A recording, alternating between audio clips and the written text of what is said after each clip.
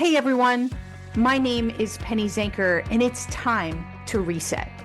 This podcast goes beyond just navigating change. It's about new ways of thinking about how you can approach challenges, how you can shift your mindset when needed, create some space and grace for yourself so that you can rethink, recharge, and reprioritize when and where needed. Are you ready to unlock your full potential? Thank you for hitting play and sharing this next episode with me. It's time to reset. Hello and welcome to Take Back Time. My name is Penny Zanker and I'm your host. And as you know, we're always looking for guests who are going to help you to open up a new perspective, look at things differently, challenge the way that you do things, and ultimately work smarter as a result. So today I'm excited to have Francois Lupien with us. That's my Frenchness here. He's a dynamic coach, speaker, and presenter. He's worked with Tony Robbins, Stephen Covey, and he's been a consultant with Bob Proctor from The Secret for many, many years. And he believes that achieving excellence is everything, and it's what you put your mind to. He's been a Taekwondo Canadian champion. He's been a top real estate agent for RE/MAX. He's a serial entrepreneur with multiple successful six-figure businesses. So without further ado, we're going to get some great tips from Francois. Welcome. Hey, Penny, it's a pleasure to be here. Thanks for having me. So we were chatting a little bit before. We have some connections in common. I was one of Tony Robbins' business coaches and worked with people all over the world. And so I understand you worked a little with Tony and with some greats, with Stephen Covey and with Bob Proctor. Tell us a little bit about, how it was to work with those greats and what the biggest takeaway was. Biggest takeaway, I guess I'll give it back to Tony Robbins. Success leaves clues. This is the best thing. Actually, I'm a Canadian champion in Taekwondo. It took me 10 years to get to the top of my game.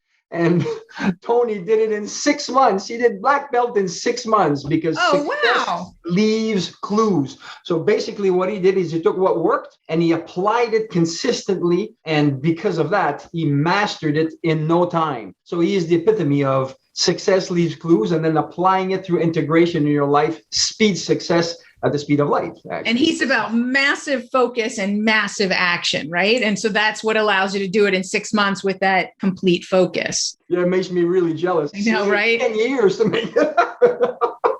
But he's great. And as I said, that's why you talk about of all these giants, what it is that success leaves clues. And in order to be able to become better, I think we need to humble ourselves to start. I think humility is a key ingredient of starting. So whenever there's some big boys that are there, we be quiet, we listen, we ask questions, we're inquisitive, and then we implement as soon as the knowledge comes out of them. That's how the best way of integration, which is one of the keys to my success. Information is free. It's everywhere. Mr. Google or Mrs. Google, everyone, right. She'll have everything for you. But unless you apply what you learn, therefore you'll just know. And then it creates that big knowing, doing gap. You know a lot, but you're not doing much. And so we need to bridge that gap. Integration is key in doing that. That is so true. Like we know a lot. We just don't do what we know, right? And that gap is big. We talked about, I know that you're a big believer in mindset and as it relates to skill set. So what is it that keeps people from implementing so that they get this great advice from these gurus, these people who have done it before, if they're lucky enough to get the right information and knowledge? What's keeping people from doing it? This is a very good question. And sometimes the answer is not on the people's top priority. The answer is it's you. You have to take responsibility. And by that, I mean, life keeps happening to us. But if we keep blaming outside circumstances, which the best was lately is COVID, everybody blame COVID on this, COVID on that. We have to stop this and take responsibility. So what we can control and what we can do. When you do that, you stop being a victim and you start to create the reality that you want. And this is paramount in all the things that are going on in our lives right now. Taking responsibility is the first step. I think a lot of people, they think they're taking responsibility. Like they don't, how does someone know whether they're making excuses or they're making choices? Tell me. A corny sentence I heard a long time ago, but you triggered it back, says you either make excuses or you make money. So if your results are not what you want them to be, therefore take responsibility for them and don't blame others. So I believe that results are the best reflection of how you're assimilating what it is that you know.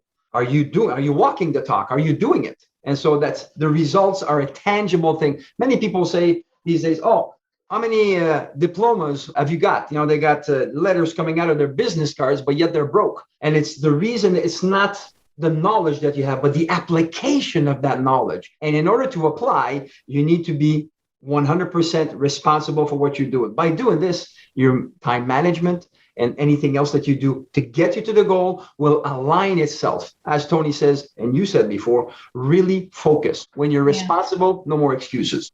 Absolutely. You know what I think is really important that you talk about results. Stephen Covey, you're a big fan, and worked with him, and I'm a fan, because if you start with the end in mind, which is a big thing that he talked about, that's your result, and work your way backwards and know what it is that you're doing to get that result. I was in a self-development course a number of years ago, and I like this phrase that they use, and they said, get in relationship with your results.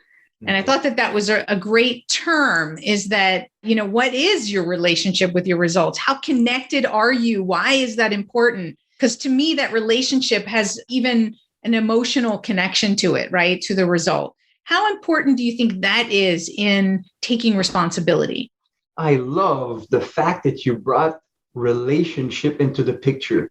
Because if you think about it, if you and I have a relationship that is not congruent and we're butting head all the time, we're not going to produce much. But if we are in harmony with the relationship that we have as something that we're partners rather than opponents, then we're going to create a synergy. That's number 7 on Stephen Covey. 1 + 1 = 11, not 1 + 1 = 2. Right. So that synergy is created exactly by that relationship of harmony, because what you resist persists. So if you don't like the results that you have and you resist them, and actually they're going to persist. But if you accept them for what they are, take responsibility for what you've created, then that relationship can become harmonious. And you can say, hey, in a relationship, by the way, I have 6 children and I'm married for 30 years to the love of my life. Congratulations. Thank you. And the relationship that we have is one of mutual respect and understanding. And where things are, because it's never 100% not easy. But when you say, okay, if something is not happening, what can I do about it? And then asking, how do you see this right now? What's going on? And so when they explain your point of view, say, oh, I never even thought of looking at it this way. That's what I like about what you said of relationship with your results. Your results are speaking to you. They are telling you that what you're doing is either getting you closer or further from your goals. So as you develop that relationship, you're going to be able to see, hey, you're talking to me right now. And what you're telling me is not what I like. So now I'm going to take responsibility to change my actions and behaviors so that I can get other results that are more in harmony with my goals. You mentioned resistance earlier. And I think that just to keep it simple, we're either in responsibility or we're in resistance, right? So many people are caught in arguing with their reality versus taking that responsibility. How does one shift? I mean, we talk about taking responsibility, but how do you recognize and how do you shift if you're caught in a pattern that is not taking responsibility? Interesting. I like it. I'll bring a martial arts analogy to this. Perfect. A lot of the people that quote unquote lose in martial arts is when the attacker comes, they back up in a straight line. So the attacker just keeps on getting momentum towards you. The thing to do is relax and sidestep. When you sidestep, they keep going. And then as they keep going, they're fully open, and then you can attack in a better way. So therefore, if things are coming at you, relax, sidestep, do not confront. I'm going to clap my hand. If someone's coming at you and you go, well, both get hurt. But if you sidestep and want to, so to speak, dance, well, as you're dancing, it becomes more harmonious and you can use their momentum to your advantage rather than to their advantage and your disadvantage. Does that make sense? Yeah, absolutely. So to translate, because let's say I'm somebody and I go, well, what does that mean when it comes to, let's take a practical example. Okay. And let's use that analogy in that practical example, because I know that sometimes it's hard for people to make that connection. And they're like, well, I'm doing everything that I can. Well, maybe they're not, right? So what's an example that you've seen in your coaching or people that you're working with that we could put it to a concrete example? Okay. If the result is not what you want and you keep focusing on the result that is, so let's say I want to double my business. Let's take a real example. I want to double my business and I'm not getting any traction or any headway. So I'm at a plateau and I'm not able to move it forward. What is, how do I sidestep? What does that mean in this scenario? Excellent. Are we video or is it going to be audio? We're both, video and audio. Okay, perfect. So ladies and gentlemen, if you rewind this and you look at Penny's expression when she was explaining my business, she was squinting, contracting. You were concentrating on what you did not want, therefore stopping the flow of inspiration from coming to you. That's what resisting is. It's a reality that's happening. Let's not be ostriches and put our heads in the sand. We recognize that the results are not what we want, but stop it. And then turn around and look at what it is that you want. And how does that look like? When you start to do this, you're no longer resisting the reality, but you're turning towards how can I create and find out about new opportunities? What insights can I get? What inspiration can I get? Because I am looking towards where I want to go that is appealing rather than where I am and is constrictive. That is one of the best way I can tell you to sidestep. Stop concentrating on what's wrong. Stop it. Concentrate on what it is that you want and focus your energies on this. I got this book here. I've had it for 18 years. And I picked this up as, when you're a speaker, always in airports. And then what are you going to do? Well, you stop at the bookshop and you look at things. And then interestingly, it says questions are the answer. And if you look at it, I have on page 8, a placemat that I've had in there for 18 years. I did not read the book. You're going, what? Well, it's because the thoughts that came with the question on this triggered so many ideas in my mind that when I start to read it, that's not what the book was about. But questions are the answer. Coming back full circle to what you said. If the business is not going well and you start saying things like, why is it that it's not working? How come it's not working? I'm trying. I'm doing everything that I can. What else can I do that's good? And these are questions that are disempowering. Questions are the answer. What is this telling me about me right now? Maybe I'm not doing what I'm supposed to do. What else can I do? How can I, and this is my little tip secret, whatever questions that you ask yourself, such as, how can I improve my business, and check this out, and enjoy the process, or and have fun along the way, and do it in a faster period of time. When you add these little things, your mind, which is a answer-seeking mechanism, will actually create answers to these empowering questions. And that is how you sidestep the stress coming at you. And then you're empowered with more relaxation to create the life that you really want while stopping a reality that is hindering your success right now. So in simplicity is we can ask a different question than what we've been asking, right? So empowering ones, that is correct. Right. More empowering questions, helping us to focus on what we want versus what we don't want. So I'm chunking it down for those who are listening, just to get that additional clarity, is that when we take another perspective on something, and, you mentioned your little trick on questions is say, and enjoy the process. Yes. So my little trick on questions, I know you know this too, and probably do it as well, is you ask the questions multiple times. The more times you ask a question, the greater perspective, right? So I could ask that same question and then say, how else? How else can I see this? What other ways could I get to this result, right? And then we open up a greater perspective and greater possibilities. So ask a better question and ask it multiple times.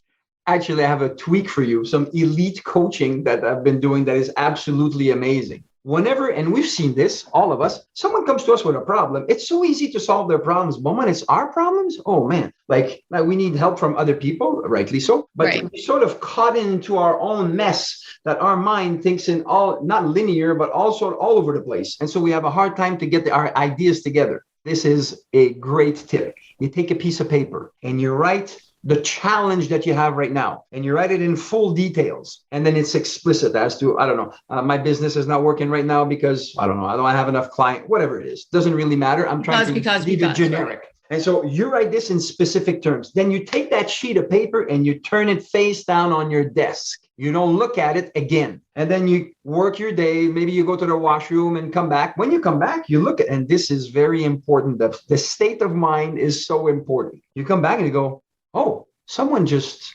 delivered a message on my desk. What is this? You take the piece of paper, you turn it around, he says, someone's asking for my advice to help them solve their problem. And then you start looking at it as if it's not yours because it's actually someone else's. And then all that inspiration, ingenuity, imagination that you have within yourself is now unleashed because it's no longer solving a problem for you, but for someone else. Absolutely. This has solved so many problems so much faster because it's the disconnect from the problem. And now I can let it flow freely towards the solution. Outstanding. Absolutely. Absolutely. That is outstanding because that's your sidestep. I do that not all the time for myself, but I help other people who, like other coaches who may be difficult to coach, right? Because so I let them coach themselves by giving them exactly that, a scenario where it's someone else's problem. You're right. It's so much easier to look at someone else's problem because there's that detachment. And coming back to what you said earlier, for people to understand, that's the sidestep. Yes, exactly. That's the sidestep, is getting away from that full connection, that emotional connection that keeps you focused on the problem versus the solution. So I love that. Another way to look at it is your environment. There's different types of environment. You can have an environment that is conducive to your success or one that restricts your success. And so the sidestep is one that's conducive to success. And the one that restricts you is the one that you try to fight the existing reality. I believe it's Einstein says you cannot solve a problem using the same thinking that created a problem. And Buckminster Fuller says you need to create a new model that makes the old model obsolete. And then you only concentrate on that new model. And as you do so, it takes life and it grows. And as it grows, it nurtures you. So we're hearing this is a mindset shift, right? Absolutely. This isn't, you said earlier, we talked about sort of, mindset and skill set. So is mindset a skill set? Ooh, very nice. Actually, yes, it is. And the reason I'm saying it, because skill set need to have practice in order for them to be more embedded. And mindset, you need to have practice as well. So I love it. I love the way we're not born with it, people. It's something we have to practice. And as we practice it, it comes easier, it gets stronger, and we build the skill set. So putting it at a low level or very, you see me and you watch the video, I'm always laughing, I'm always smiling. Life is good. I'm a happy camper. As I said, 6 children, life is good. And so because I'm always smiling, people says, have you always been smiling? I says, oh, actually not. When I was a teenager and young, I was pouting all the time at life. And my mom used to say, why are you doing this? You're robbing yourself of all the good things in life when you're doing this. And now, as I went into my professional life, sometimes a little more reluctant at first, do you see the expression? And then my mom's teaching came back and I started to embrace that. And guess what? My life just took off. And the lives of others. And guess what? People wanted to be around me a lot more. And so it is a win-win situation to have the mindset of being kind to others, make others feel important. That's such an important thing. It's paramount. If people feel important and feel empowered around you, this is awesome. So you need to have, coming back to you, the mindset is the best skill set that you can have. And the reason I say mindset and skill set is skill set, you can learn it. Actually, mindset as well, but skill set, you can learn how to talk to people, how to enroll more people. But unless you have the right mindset, I don't care the quality of your skill set, it is not going to be multiplied. If we look at a 95-5, anything you do with mindset, 95% impact, and anything you do with skill set, 5% impact. So you can be really good at skill set, but it's only multiplicating factor of 5 rather than mindset, a multiplicating factor of 95. Awesome. I love it. So let's shift gears a little bit and talk about, you had mentioned that when you think about time management, I want to shift into a little bit of some of the tactics and thought process around how and where we focus once we have our skill set of mindset in place. How does that relate to our time management? Excellent. Time management, I tweak it a bit and I call it activity management. And it comes from the Stephen Covey background of the 7 Habits of Highly Effective People of having big rocks. And what do we mean by big rocks? Really quickly, if there's a container and you have rocks, sand, and water, and you try to pile it all in, you put the water, the sand, and the big rocks, doesn't work. But if you put the big rock first, then the sand, then you add the water, everything fits. Moral of the story, have your big rocks, you're immovable, the things that are non-negotiable, and you put them into your calendar weekly. They are there. If anything happens, it has to go around these things. When you do this, you stabilize. And one of the things that I focus on is high ticket sales commissioned professionals. And oftentimes they have a roller coaster of income. And the reason is they react to their environment more than having those pillars that are constantly there that continue to put in the influx so that as they do activity management, their time management will get in line. Because time management, let's face it, we all have 24 hours in a day, all of us. Doesn't matter who you are, rich, poor, young, old, everybody. But the activities, what you do with that time is paramount. And therefore, having those block or activity management, ladies and gentlemen, list down 6 things that are the best, the 80-20 rule that will create 80% of your result using 20% of your energy, and put those in your agenda and do them relentlessly and consistently with perseverance. You will see your income double, triple, and even 10x. It is outstanding. Is it hard to do alone? Yes. Can you do it with others? Absolutely. But it is a paramount concept that as we have blocks of time, we become way more efficient and effective. Definitely. I also am a big proponent of living the Pareto principle and understanding what your 20% is so that you can get that 80% of the results. Nice. It seems to be, one of those things that's really obvious, but we get distracted away from them. And, the challenge is there's a lot of people who say, but I have too many big rocks.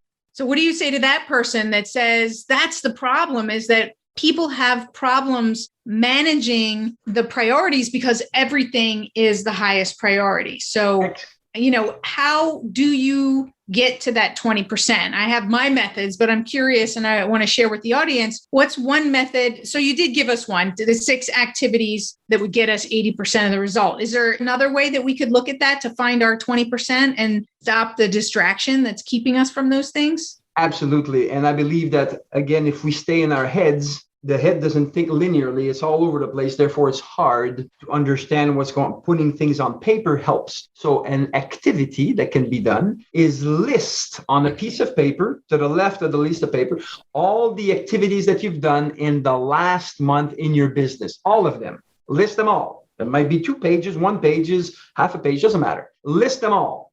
And then once you've listed them, then what you do is on the right column, it says, what is the result of this activity? And let's put money as an easy token of a measure to whatever the activity is. How much money did you generate from this? Just to keep it simple. And so then when you'll see, automatically that thing of, I got so many things that I'm doing will be dissipated, because you're going to see some that are $200 an hour, some are $10 an hour, and some are $50 an hour, and some that are $10 an hour, and some that are $500 an hour. Well, it's going to be pretty simple to just look at it. It says, look at them. They're right there in my face. If you stay in your head, you will not be able to do it. You have to put them down on paper. Once you do that, you can actually deal with it. So there's a 500, a 250, a 300, a 200, and 100. Well, you know what? I give you permission to scrap the rest. Don't do any of the other ones. Right. And take these as your big rocks. And when you put them as your big rocks, you say, well, this can't be. Well, hear me out. As you put, let's say, those 10 big rocks in the week, well, then the holes that are in between all those rocks are what's going to fall through. The urgent phone call, the emergency here or there will fall in between these things. But by doing it that way, you will. And what I value all my clients is you're going to work less and earn more, have good times. Don't stress out. Allow life to come through you rather than go at it, and then burn out, which is not a good thing to do. Right. We are simpatico in this way. We have a lot of similar ways that we approach things. I do the same thing. Is once you have a value on it and you know what the value of your activities are, then you mentioned the word permission. It gives you permission to say that these things aren't important. It gives you the ability to communicate that to other people so that if you're working in a larger organization, that they know which things they need to focus on and they know why you're letting some things go because they're not as, highly important. You can delegate them, you can automate them, you can look to simplify and eliminate them. So it really does create this freeing effect by getting really clear on what those big rocks are, those top priorities. And they have a bottom line is the results. Results, the name of the game. Doesn't That's matter right. what you do, how much you do, how much you know, it's your results. And that will help you increase your bottom line results dramatically. Absolutely. So I ask every guest this one question, how would you then define productivity and why? How would I find productivity and why? Define it. So everybody I've had on this show, completely different answers. So how do you define it? Productivity and why?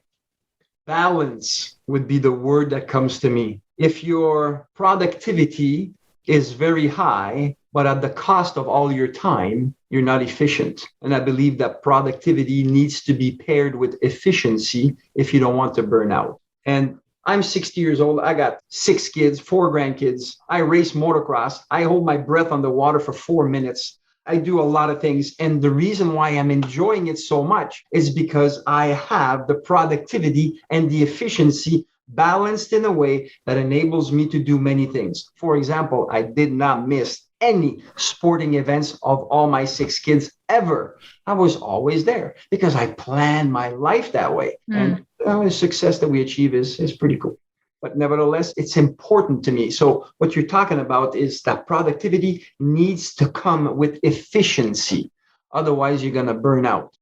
I like that. I haven't really heard someone say, I'm just going to change one word. You said plan your life around, your kids' activities. But what I'm hearing is you plan your work around your family.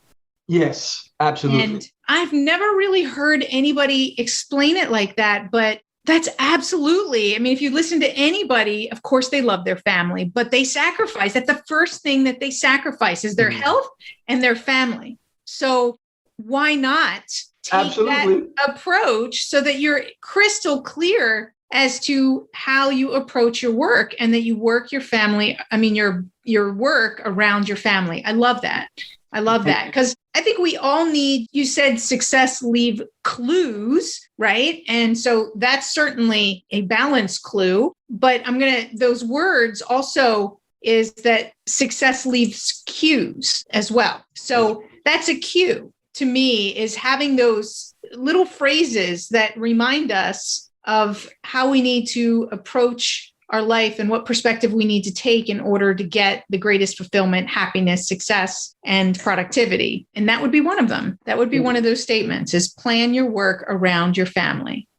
As you talk about this, one of the proprietary programs that I have, I call it The Cure, CURRE. And the first C stands for clarity.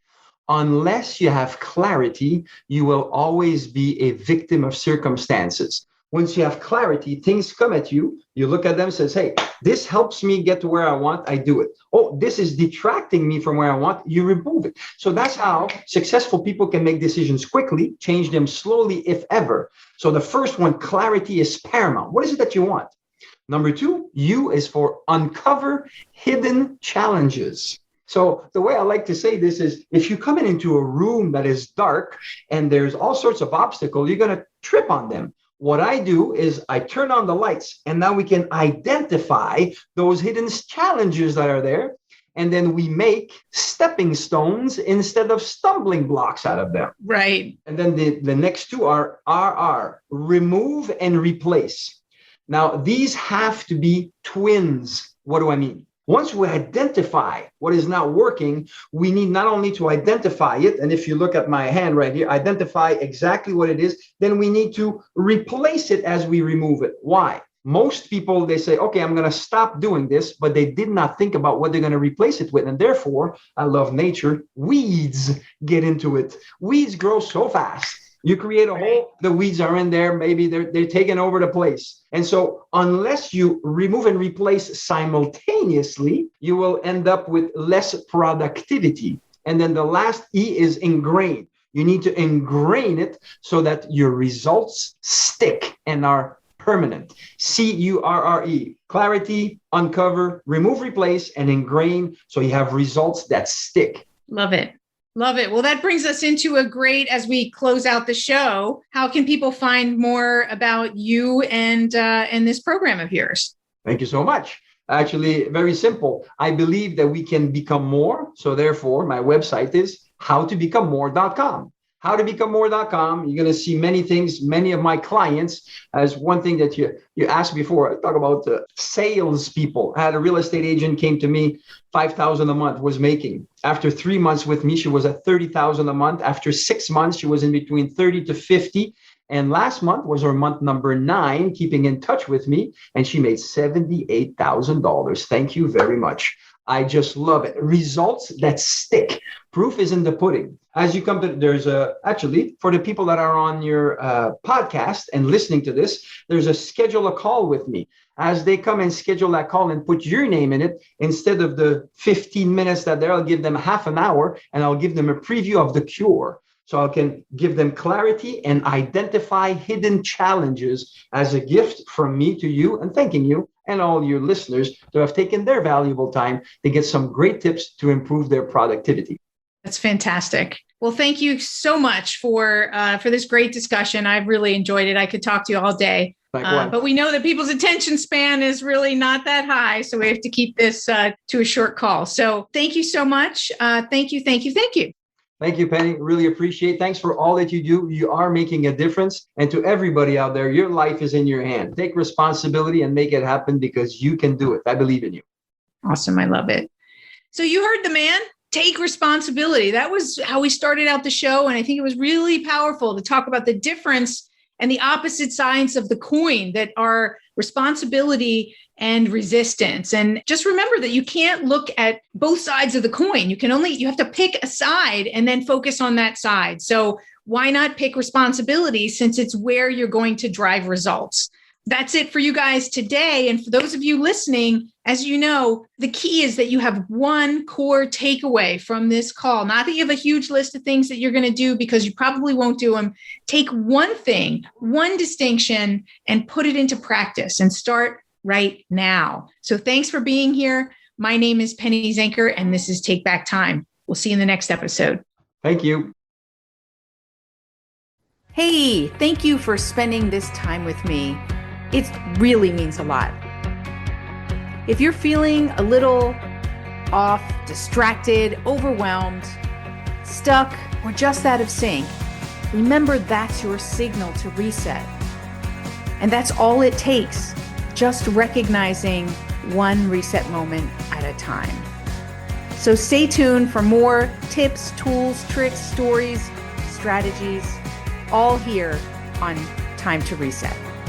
We'll see you in the next episode.